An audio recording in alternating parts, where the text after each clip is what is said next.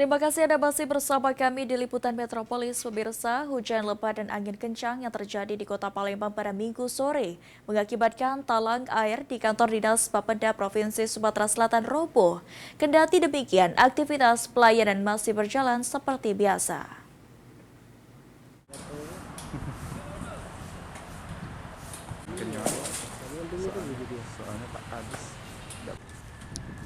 Hujan lebat dan angin kencang yang terjadi di Kota Palembang pada Minggu sore mengakibatkan talang air di kantor Dinas Badan Pendapatan Daerah Bapeda Provinsi Sumatera Selatan roboh lantaran talang air yang terbuat dari corang semen tidak mampu menahan derasnya curah hujan.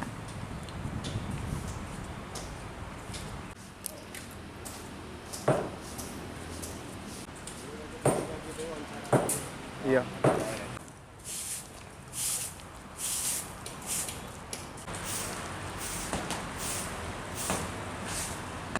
Kepala Badan Pendapatan Daerah Bapeda Provinsi Sumatera Selatan Ahmad Rizwan mengatakan, kejadian tersebut terjadi sekitar pukul 15:10 waktu Indonesia Barat sehingga mengakibatkan kerusakan pada ruang bagian administrasi.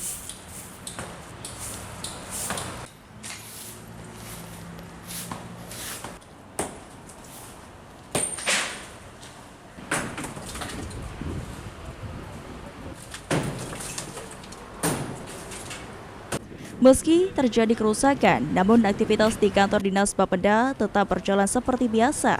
Sementara bangunan yang rusak langsung dilakukan pengecekan uji beton bersama Dinas Perkim untuk memastikan gedung Bapeda tetap aman dan terjaga untuk digunakan.